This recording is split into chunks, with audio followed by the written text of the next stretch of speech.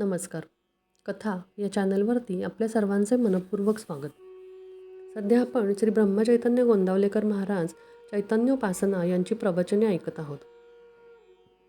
ही प्रवचने ऐकायला अतिशय मधुर आणि गोडी लावणारी आहेतच, शिवाय रामनाम घेण्याची इच्छा प्रवृत्त करणारीही आहेत.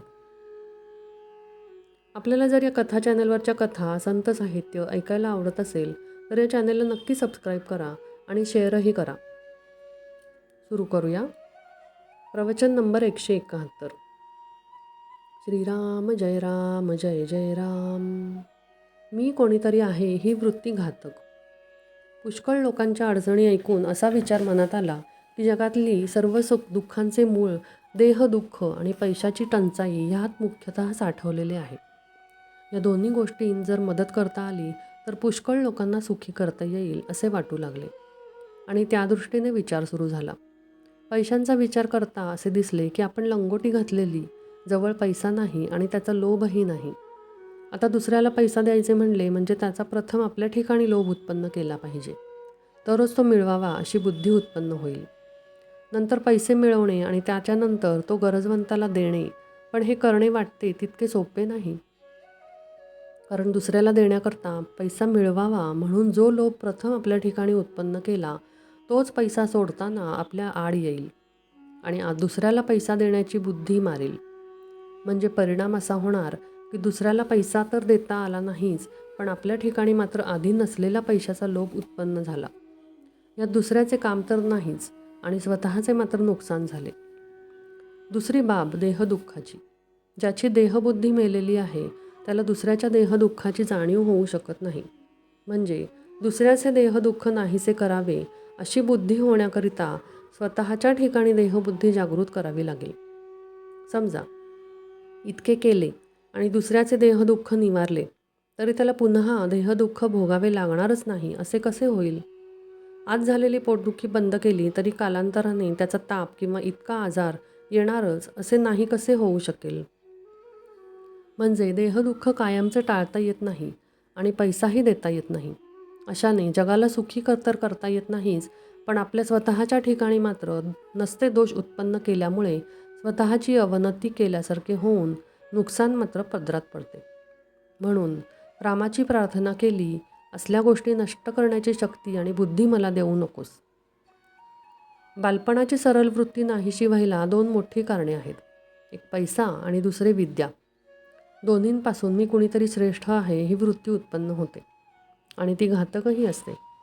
मी कुणीतरी आहे असे वाटण्यापेक्षा मी कुणाचा तरी आहे असे वाटणे हे हिताचे आहे. जगातले अत्याचार, अनिती, अधर्म, असमाधान या सर्वांचे कारण हेच की मनुष्य जास्त लोभी झाला आहे. देवाची ज्याच्यावर कृपा आहे त्याला तो पोटापुरता पैसा देतोच, पण ज्याची परीक्षा पाहायची त्याला भगवंत जास्त पैसे देतो. तात्पर्य, आपल्याला हव्या त्या गोष्टी देण्यामध्ये भगवंताची खरी कृपा नसून असेल त्या परिस्थितीमध्ये आपले समाधान टिकवणे ही त्याची खरी कृपा होय. श्रीराम जय राम जय जय राम. प्रवचन क्रमांक 172. श्रीराम जय राम जय जय राम. ज्याला प्रपंच नाही करता आला त्याला परमार्थ ढिला पडला. माता पिता यांचे न पाहावे दोष हे सत्पुत्राचे लक्षण सत्य. मातापितरांचे समाधान हे सुपुत्राचे खरे लक्षण जाण. त्यांचे राखून समाधान जे जे करणे असेल ते करावे जाण. आईचे अंतःकरण अत्यंत कोवळे असते, आपले दुःखाधीपणाने ती दुःखी होते. आपली आनंदी वृत्ती आईला आनंदी बनवते, म्हणून मुलांनी असावे नेहमी आनंदात, काहूर न माजू द्यावे चित्तात. शब्दाने करावे त्यांचे समाधान, उत्तरी अपशब्दाचे न मानावे दुःख जाण. नोकरी चाकरी उद्योग धंदा पोटाकरिता करणे आहे सदा, आपण पैका मिळवावा पुष्कळ, पण ते सुखाचे साधन न मानावे सकळ. प्रपंचात नुकसान होईल असे काम करू नये, तसे शब्द बोलू नये, आपल्या अतिथा अन्न द्यावे, कोणास विनमुख न पाठवावे. निरुत्साही बनू नये, निराश वाटू देऊ नये, अगदी व्यवहाराच्या मार्गाने जावे, ज्यात रामाचे अधिष्ठान राखावे. ज्याला प्रपंच नाही करता आला त्याचा परमार्थ ढिला पडला. प्रपंचाची काळजी हीच परमार्थाला वाळवी. परमात्म्याचा आधार ज्याला ठाव न नसे काळजीला. शेजार असता रामाचा दुःखाची काळजीची काय वार्ता. मी कोण हे जाणले ज्याने चित्ती, त्याला काळजी न राहे अशी वृत्ती. राम त्राता हा भाव ठेवावा चित्ती, निर्भयता होईल याच रीती. ज्याने देह केला रामाला अर्पण, त्याला नाही काळजीचे कारण. करता राम हे आणता चित्ती, पाप पुण्याची नाही त्याला भीती. ज्याचा परमात्मा झाला सखा, त्याला नाही कोठे धोका. करता मी म्हणे आपणच हे सर्व सुख दुःखांचे काळजीचे कारण. झाले ते होऊन गेले, होणार ते चुकेना कोणाला भले, म्हणून नाही करू काळजीला, राम साक्षी आहे त्याला. जे जे काही माझे, ते ते जाणावे रामाचे. राम त्यास सांभाळता, काळजीच कारण न उरले आता. मुलाबाळांची न करावी काळजी, जय रामराय करावा राजी. आपला प्रपंच रामाचा जणू चित्ती, काळजी चिंता करणे ही योग्य नाही रीती. शक्यतो करावे आपण नामस्मरण, आपली काळजी न करावी आपण. रामाचा म्हणून प्रपंच केला, काळजीचे कारण उरत नाही आपल्याला. भगवंत असता पाठीराखा, काळजीची काय व्यथा. म्हणून मुखाने राम, चित्तात राम, ज्याचे होईल त्याला आराम. सतत ठेवावे एक चित्ती, न सोडावा रघुपती. सर्व सारांचे सार, एक भजावा रघुवीर. नेमात नेम उत्तम जाण, रामा वाचून न राहावे आपण.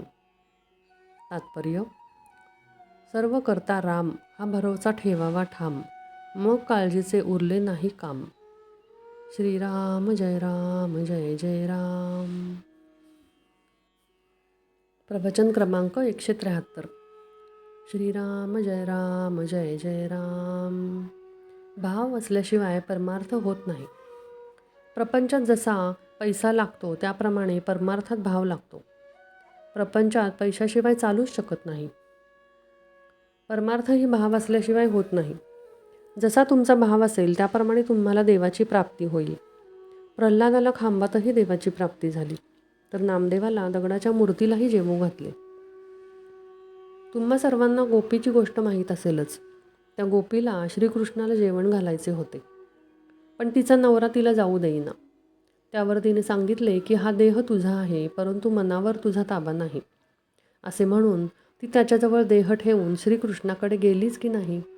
त्याप्रमाणे आपण परमार्थात भाव ठेवणे जरूर आहे. पण असे आपण नुसते म्हणून काय उपयोग. तो सर्वव्यापी आहे, सर्व साक्षी आहे असे आपण म्हणतो. मग आपण पापाचरण करायला भीतो का? तो आपल्याला पाहतो आहे असे पक्के वाटले तर म्हणतो, पण आपण पापाचरण करायला भीतो का? पण आपल्याला असे वाटतच नाही. आपल्यासारख्या आस्तिकाला देव हवा असे वाटते खरे, पण हवाच असे वाटत नाही. आपल्या प्रपंचाच्या मदतीसाठी देह हवा असे वाटते. प्रपंच असावाच असे आपल्याला वाटते. आणि भगवंत, तो मात्र असला तर बरा असे वाटते. याच्या उलट भगवंत असावाच आणि प्रपंच असला तर बरा असे वाटायला पाहिजे. प्रपंचाची आवड असू नये, पण प्रपंचातल्या कर्तव्याची आवड असावी. देहाने ते कर्तव्य करत राहावे आणि मनाने मात्र अनुसंधानात ठेवत जावे. ज्या गोष्टी आपल्या मनाला खातात त्या न केल्या की आपल्या विकारांवर ताबा येईल. भगवंताच्या देखत आपल्याला करायला लाज वाटणार नाही अशीच कृती आपण करावी. ज्यांना व्याप आहे ते लोक रडतात आणि ज्यांना व्याप नाही तेही लोक रडतात. मग सुख कशात आहे? पैसा सुख देतो का? पैसा मिळवणे कठीण. मिळाला तरी तो कायम राहील का? त्याची शाश्वती काय? पैशाप्रमाणेच इतर सर्व वस्तूंची गोष्ट आहे. सर्व सुखी असा प्रपंचात कोण आहे? प्रत्येकाचे काही ना काहीतरी गाऱ्हाणे आहेच. प्रत्येकाला आशा वाटते की मी उद्या आजच्यापेक्षा सुखी होईन. तो कधी पूर्ण सुखी होत नाही. त्याचे गाऱ्हाणे कधीच संपत नाही. प्रपंचातल्या सर्व वस्तू नाशवंत आणि दुःखरूप अशा आहेत. म्हणून प्रपंच असत्य आहे हा अनुभव प्रपंच देतो. त्या अनुभवाने प्रपंचात जो आसक्त होत नाही तो सुखी. अनुभव विसरून आसक्त होतो तो दुःखी. सुख हे समजुतीमध्ये आहे आणि भगवंताचे होणे हीच समजूत तेवढी खरी आहे. तात्पर्य: प्रपंच अनासक्तीने आणि आनंदाने करणे हाच परमार्थ. श्रीराम जय राम, जय जय राम. प्रवचन क्रमांक 174. श्रीराम जय राम, जय जय राम. सुख त्यागात आहे, भोगात नाही. अमुक हवे असे वाटले आणि ते मिळाले नाही म्हणजे दुःख होते. अमुक हवे असे वाटूच देऊ नये. परमात्मा ठेवील त्यात समाधान मानावे. याचेच नाव वैराग्य. आपण विषयात बुडतो आहोत आणि पुन्हा विषयाचीच कास धरली तर आपण अधिकाधिक नाही का बुडणार? विषयांची आस धरणे म्हणजे त्यांचे दास होण्यासारखेच आहे.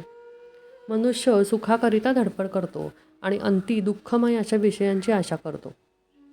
त्यात सुख त्यागात आहे, भोगात नाही, हे पुष्कळांना पटत नाही. परिसाला लोखंड लागले म्हणजे त्याचे सोने होते, पण रुपयाचे काही सोने होत नाही. तसे आपण दीनाहून दीन म्हणजे अभिमानरहित झाले पाहिजे आणि असे झाले म्हणजे परमात्म्याला अनन्य शरण जाता येईल. हे व्हायला त्याची कृपाच पाहिजे आणि ती नित्य भाकावी. एखाद्या गोष्टीने आपले मन अस्वस्थ होते का ते बरे. त्या गोष्टीला आपण सत्यत्व देतो म्हणून हा सर्व खेळ आहे.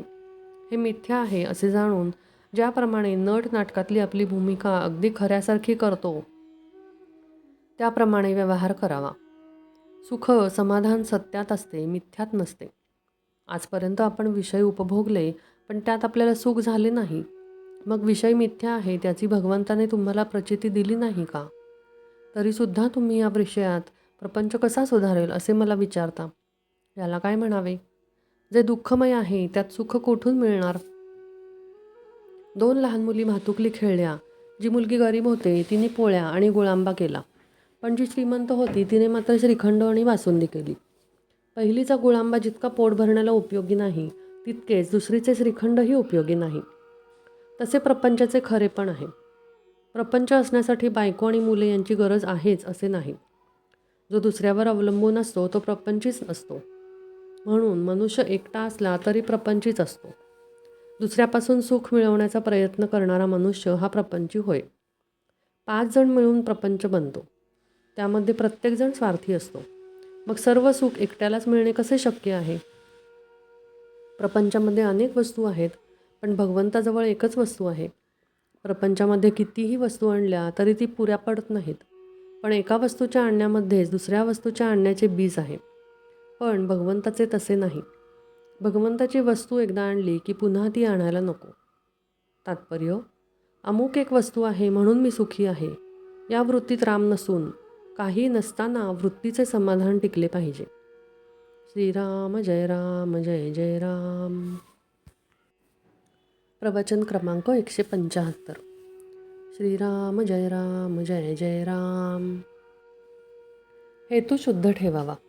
मनुष्याने शुद्ध हेतू ठेवण्याचा प्रयत्न करावा. हेतू शुद्ध असला की स्वाभाविकच कृती त्याला अनुरूप होऊ लागते आणि प्रगतीला मदत होते. हेतू हा विहिरीत असणाऱ्या झऱ्याप्रमाणे आहे. झरा गोड पाण्याचा असला म्हणजे विहिरीचे पाणी स्वाभाविकच गोड असते. म्हणून हेतू शुद्ध ठेवण्याची दक्षता घ्यावी आणि त्याकरिता रामाची प्रार्थना करावी. माणसाला देहरक्षणापुरते अन्न, वस्त्र आणि नाम घेण्याची बुद्धी असली ही असमाधानाला जागा नाही. नको दैन्य वाणे, जिणे भक्ती उणे, हेच रामारायाजवळ मागावे. पर्वकाळात भगवंत कामधेनूचा अवतार घेऊन येतो. जे द्यायला पाहिजे ते तो देतो. पर्वकाळात सज्जन तसे दुर्जनही आपली कामे करून घेतात. जारण मारण ही देखील पर्वकाळात शीघ्र साध्य होतात. आपण मात्र भगवंताचे कसे व्हावे हे पाहावे. शुभेच्छा धरावी, भावना जागृत करावी. काहीही कर पण भगवंता तुझा विसर पडू देऊ नकोस असे भगवंताजवळ मागावे. आजवर कळत न कळत जे पाप झाले असेल ते काहीसे कर, नाहीसे कर, पुढे पुन्हा नाही करणार असे म्हणावे. म्हणजे मागली पापे नष्ट होतात. ज्याला विषयाची गोडी असते त्याला नाही परमार्थाची गोडी लागत. नरकातल्या किडांना काही किळस येत. विषयी लोक प्रपंचात रंगून जाऊन साधू संतांची निंदा करतात. त्यांना मीच काय तो एक शहाणा मोठा असा अभिमान असतो. पण त्यांच्यापेक्षा लक्षावधी शहाणे आणि श्रीमंत जगात आहेत हे ते जाणत नाहीत. ते खालच्या लोकांकडे पाहतात आणि त्यांच्याहून मी श्रेष्ठ आहे असे म्हणतात. माझे चुकते आहे एवढे कळले तरी चालेल. विषयी लोकांना मला कुठे दुःख आहे असे वाटते. पण दारूप्रमाणे विषयाची धुंदी उतरली की मग पश्चाताप होतो. देव आहे असे खऱ्या अर्थाने वाटणारे जगामध्ये थोडेच असतात. सद्विचार, सच्छास्त्र आणि सद्बुद्धी ही प्रत्येक माणसाला याच जन्मात भगवंताकडे नेण्यासाठीच आहेत. प्रपंचाचा अनुभव कष्टमय आहे, पण भगवंताचा अनुभव आनंदमय आहे. तापाने आजारी असलेल्या माणसाला आपल्याला घाम यावा असे वाटत असते, पण नुसत्या वाटण्याने काही तो येत नाही. त्यासाठी डॉक्टरांचे औषध घ्यावे लागते. तसे ज्याला भगवंताचे प्रेम यावे असे वाटते, त्याने नाम घेणे हेच एक औषध आहे. भगवंताचे प्रेम एकदा चिकटले की त्याच्या आड दुसरे काहीच येत नाही. खाणीतल्या दगडामध्ये जसे सोने असते, तसा आपल्यामध्ये परमात्मा आहे. दगडातली माती अनेक चाळण्यांनी आणि यंत्रणांनी काढून टाकतात आणि नंतर सोने हाती लागते. त्याचप्रमाणे अनेक वासना नष्ट झाल्यानंतर परमात्मा आपल्या हाती लागतो. आपण मीपणाने मेल्यानंतर शेवटी परमात्मा प्रगट होतो. शुद्ध असावे आचरण, तसेच असावे अंतःकरण. तात्पर्य: त्यातच भगवंताचे स्मरण हेच प्रपंच सुखी करण्याचे साधन. श्रीराम जय राम जय जय राम. प्रवचन क्रमांक 176.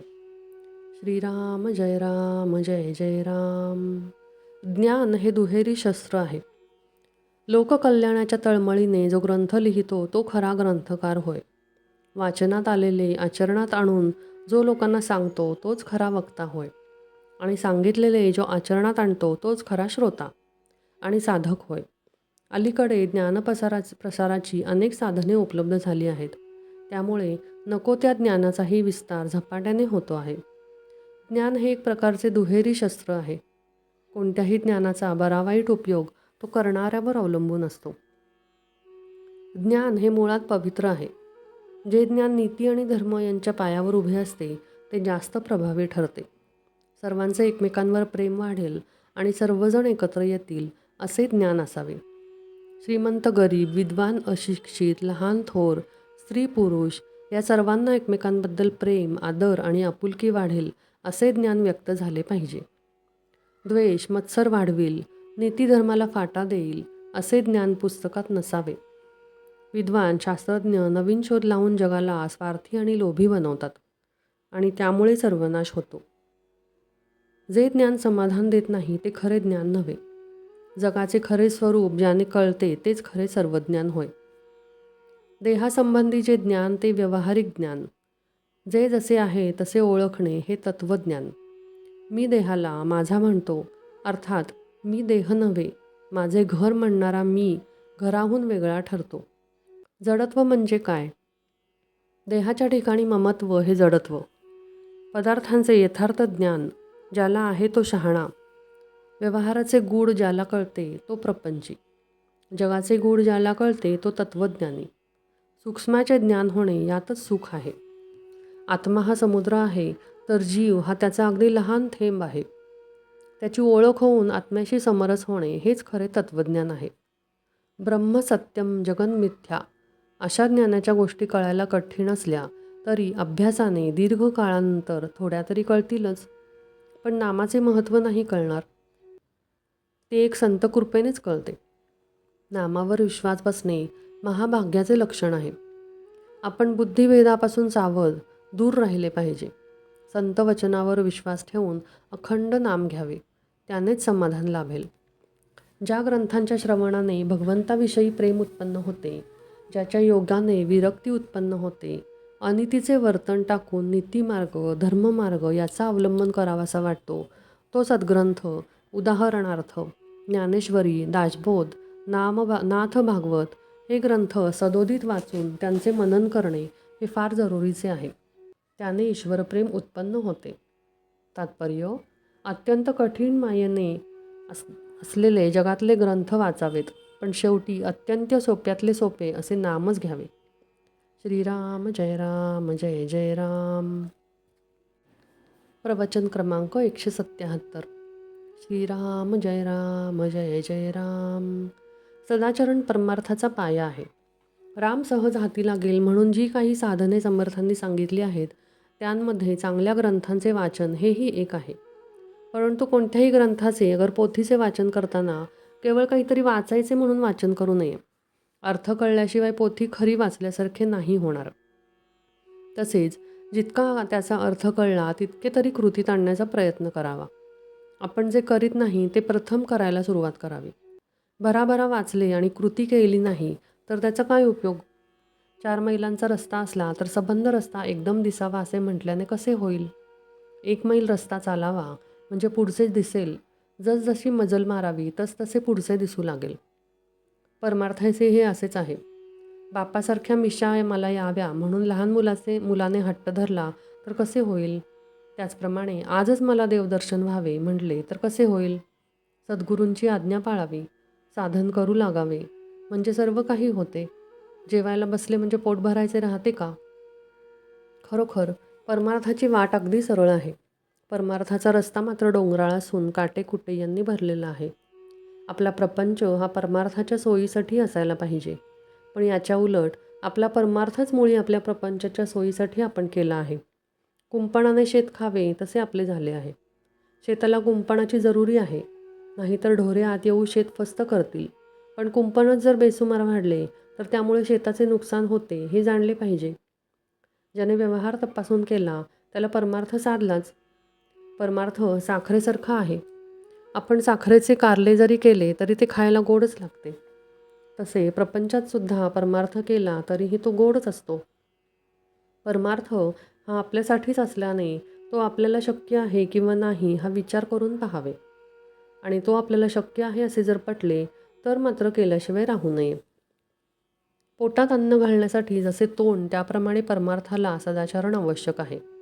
सदाचरण हा परमार्थाचा पाया आहे.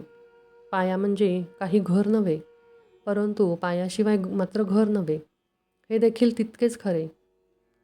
आपण स्वतःच्या मुलाला जसे प्रेमाने घेतो तसा परमार्थ करावा आणि आपण दुसऱ्याच्या मुलाला जसे घेतो तसा प्रपंच करावा. भगवंताच्या स्मरणात प्रपंच सुखाचा करणे हाच परमार्थ. आणि ज्याची वृत्ती सुधारून भगवंताकडे लागली त्यालाच खरा परमार्थ कळाला. तात्पर्य: भगवंतावर अकारण प्रेम करणे याचे नाव परमार्थ. श्रीराम जय राम जय जय राम. प्रवचन क्रमांक 178. श्रीराम जय राम जय जय राम. नियम थोडा करावा पण तो शाश्वताचा असावा. ज्या झाडाची वाढ व्हावी असे आपल्याला वाटते त्या झाडाला आपण पाणी घालतो, त्याची मशागत करतो, त्या झाडाकडे जास्त लक्ष पुरवतो. परंतु जे झाड वाढू नये असे वाटते किंवा ज्या झाडाचे विशेष महत्त्व आपल्याला वाटत नाही त्या झाडाकडे आपण दुर्लक्ष करतो. तसे जेणेकरून परमेश्वराच्या ठिकाणी बुद्धी स्थिर होईल त्याची जोपासना करावी. देहाकडे, विचारांकडे, विषयांकडे दुर्लक्ष करावे, म्हणजे आपोआपच त्यांचा विसर पडेल. ज्याप्रमाणे एखाद्या झाडाची जोपासना करताना त्याला गुराढोरांना खाऊ नये म्हणून त्याच्या भोवती कुंपण घालावे लागते, त्याप्रमाणे परमार्थ हा खरा कुंपणातच ठेवावा. तो जितका गुप्त राहील तितका चांगला. त्याचे प्रदर्शन झाले तर त्याला दृष्ट लागते. म्हणून परमार्थ हा कोणाच्या न कळत परंतु अत्यंत आवडीने करावा. झाड लावल्यावर ते किती वाढले आहे हे कोणी रोज उकरून पाहत नाही. त्याप्रमाणे अनुभवाच्या प्रतिष्ठेच्या मागे लागू नका, त्यामुळे प्रगती खुंटेल. हट्टी आणि व्यसनी माणसे एका दृष्टीने मला आवडतात, कारण त्यांचा हट्ट भगवंताच्या मार्गाला लावला की झाले. परमार्थात नियम थोडाच करावा पण तो शाश्वताचा असावा, म्हणजे जेणेकरून भगवंताचे प्रेम लागेल याबद्दलचा असावा आणि तो प्राणाबरोबर सांभाळावा. जे अत्यंत थोर भाग्याचे असतात त्यांनाच ध्यानमार्ग साधतो. हा मार्ग फार थोरांचा आहे. ध्यानामध्ये जगाचाच विसर पडतो. त्या अवस्थेमध्ये दिवस काय पण 5 वर्षेसुद्धा जातील, पण त्याच्या देहाला काही होणार नाही. आपल्यासारख्याला साधनांमध्ये साधन म्हणजे भगवंताचे नाम, दानात दान म्हणजे अन्नदान आणि उपासनांमध्ये उपासना म्हणजे सगुणाची उपासना होय. या तिन्हीमुळे देहाचा विसर पडतो, म्हणून शक्यतो या 3 गोष्टींची कास धरा. मनुष्याची सहजिक प्रवृत्ती व्याप वाढवण्याकडे असते. द्वैत वाढवून त्यात अद्वैत पाहण्यात आनंद असतो, हेही खरे. साधे मधमाशांचे उदाहरण घ्या. त्या अनेक झाडांवरून मध गोळा करतात आणि नंतर तो पोवळ्यात एकत्र करतात. अशा एकत्र केलेल्या मधाचा केवढा गोड साठा होऊ शकतो. अशा रीतीने सर्व द्वैतामध्ये एक अद्वैत म्हणजे एक राम पाहायला शिकावे. आणि ज्याला सर्वत्र राम पाहणे असेल त्याने स्वतःमध्येच राम पाहून प्रत्येक कृती ही रामाची समजावी. स्वतःमध्ये राम पाहिल्यावर तो सर्वत्र पाहता येणार नाही. तेव्हा स्वतःचा म्हणजेच देहाचा विसर पडल्याशिवाय सुख लाभणार नाही आणि हा देहाचा विषय राममय दृष्टी झाल्यानेच होईल. म्हणून अखंड भगवंताच्या अनुसंधानात राहा. तात्पर्य: परमार्थाला अगदी स्वतःपासून सुरुवात करायची असते. श्रीराम जय जय राम. प्रवचन क्रमांक 179. श्रीराम जय जय राम. शाश्वतचे सुख कसे लाभेल असे पहा. एखादा प्रवचन करणारा घ्या किंवा मोठा वैदिक कर्मे करणारा घ्या, त्याला मनापासून समाधान मिळते असे नाही. तो असमाधानातच असतो. कळू लागल्यापासून आपण सदाचाराने वागत असून आणि देवधर्म करीत असूनही आपल्याला समाधान लाभत नाही. याचे कारण काय असावे? तर आपले ध्येय निश्चित झालेले नसते. आपण नीतीने वागतो ते लोकांच्या भीतीने, कारण आपण वाईट वागलो तर लोक आपल्याला नावे ठेवतील. लौकिकासाठी केलेलं कर्म कधीही समाधान देऊ शकत नाही. पापकर्म करणाऱ्यालाही समाधान लाभत नाही, कारण त्यालासुद्धा आपण करतो हे वाईट आहे असे वाटतच असते. एकदा एक गृहस्थ माझ्याकडे आला आणि म्हणाला, देवापाशी काही न्याय नाही, तो अगदी अन्यायी आहे. मी त्याला विचारले, असे झाले तरी काय? त्यावर तो म्हणाला, मी कधी कोणाचा पैसा खाल्ला नाही, सदाचाराने वागलो, पण मी फक्त एक मजली घर बांधू शकलो आणि माझ्या हाताखाली काम करणाऱ्या एका भिकारड्या कारकुनाने पैसा खाऊन माझ्या घरासमोर दुमजली घर बांधले. मी त्याला विचारले, मग तुम्ही का नाही पैसा खाल्ला? त्यावर तो म्हणाला, मला तसे आवडत नाही, लोक नावे ठेवतील. तेव्हा जे कर्म लौकिकासाठी केले त्याने कधीही समाधान मिळू शकत नाही. प्रपंचात सुख लाभावे म्हणून आपण देवाचे करतो आणि लौकिकासाठी नीतिधर्माने वागतो. मग त्यातून शाश्वताचे सुख कसे लाभेल? अंगावर चांगले दागिने घातले, उत्तम लुगडे नेसले, परंतु कुंकू जर कपाळाला नसेल तर सर्वांची काय किंमत? तसेच जर देवाचे प्रेम नसेल तर या सत्कर्मापासून तितकासा उपयोग होणार नाही. याउलट देवाच्या ठिकाणी अत्यंत प्रेम असूनसुद्धा जर नीतिधर्माचे आचरण नसेल तर ती परमार्थाची इमारत टिकू शकणार नाही. खरोखर परमार्थ अत्यंत सोपा आहे. विद्वान लोक तो उगीचच अवघड करून सांगतात. चांगले काय आणि वाईट काय हे कळायला लागल्यापासून जो त्याप्रमाणे वागेल त्याला खात्रीने परमार्थ साधेल. परमार्थ 3 पैकी कोणत्याही एका गोष्टीने साधू शकेल. एक देहाने साधूची संगत, दुसरी संतांच्या वाङ्मयाची संगत आणि त्याचप्रमाणे पुढे आचरण, आणि तिसरी म्हणजे भगवंताचे नामस्मरण. नाम घेतल्याने त्याची संगत आपल्याला अखंड लाभू शकेल. संतांनी सांगितले ते संशय न घेता विश्वासाने करणे ही पहिली पायरी, आणि ती पुढे निश्चयाने, श्रद्धेने आणि प्रेमाने चालू ठेवणे ही शेवटची पायरी. हाच शाश्वत समाधानाचा मार्ग आहे. तात्पर्य, जग काय म्हणेल म्हणून वागणे याचे नाव व्यवहार, आणि भगवंत काय म्हणेल म्हणून वागणे याचे नाव परमार्थ.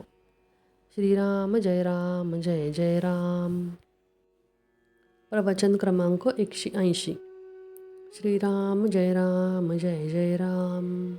परमार्थ हे कृतीचे शास्त्र आहे. एकदा जनक राजाच्या घरी एक विद्वान आला आणि आपण आल्याची वर्दी त्याने राजाला पाठवली. आता राजा आपली पूजा करील असे त्याच्या मनात आले. हा त्याचा भाव समजून जनक राजाने निरोप पाठवला की आपण एकटेच यावे. त्याप्रमाणे आपण अभिमानाचे गाठोडे बाहेर ठेवून मगच रामाकडे जावे. तसेच सद्गुरूच्या घरीही आपले भांडवल बाजूला ठेवूनच जावे. मी कोण याची जाणीव जोपर्यंत राहते तोपर्यंत दुजे पण आलेच. अभिमान वाढवण्याकरिता देवाकडे नाही जाऊ. दुसऱ्याचे वाईट व्हावे असे आपल्याला वाटले की आपला अभिमान वाढीला लागला असे जाणावे. पोराबाळांवर जितके प्रेम करतो तितकेच प्रेम भगवंतावर करावे. आपली आणि भगवंताची इच्छा एकच होणे हे परमार्थाचे सूत्र आहे. भगवंताची जी इच्छा तीच आपली करावी आणि आनंदात राहावे. अगदी निस्वार्थ बुद्धीने केलेलं कर्तव्य कधी वाया जात नाही. एखाद्या सावकाराकडे कोणाचे दागिने गहाण असले तर त्याने आपल्या घराच्या लग्नामध्ये ते वापरणे हा अन्याय आहे. त्याप्रमाणे आपली मुळे बाळे ही देवाने आपल्याजवळ दिली आहेत, त्यांचे रक्षण करावे ते कर्तव्य होईल. पण त्यांच्या ठिकाणी आपलेपणा ठेवून सुखदुःख भोगणे हे मात्र पाप आहे. संन्याशाने भगवे वस्त्र धारण केल्यावर त्याचा थोडा तरी परिणाम बुद्धीवर होतोच. त्याचप्रमाणे आपण भजन पूजन करू लागल्यावर त्याचा परिणाम आपल्यावर दिसलाच पाहिजे. जो शहाणा असेल त्याने समजून आणि जो अडाणी असेल त्याने श्रद्धेने बंधने पाळावीत. स्वतःच्या मताबद्दल आपल्याला पूर्ण खात्री असावी, त्यात घोटाळा असू नये. मनाने आपण खंबीर झाले पाहिजे. ज्याप्रमाणे पांढरा कपडा मळण्याचा जास्त संभव असतो त्याप्रमाणे सत्कर्माला विघ्ने फार येतात. त्यांना न जुमानता आपण सत्कर्म करावे. आचार आणि विचार ही दोन्ही जुळली म्हणजे उच्चारही तसाच होतो. नारळात पाणी जितके गोड तेवढी खोबऱ्याला चव कमी. तसे जेवढी विद्वत्ता जास्त तेवढी निष्ठा फार कमी. फार वाचू नका. जे काही थोडे वाचाल त्याचेच मनन करा आणि ते कृतीत आणा. जसे वडिलांचे पत्र वाचल्यावर आपल्या आतल्या मजकुराप्रमाणे कृती करतो, तशी ग्रंथवचनाच्या समाप्तीनंतर कृतीला सुरुवात करावी.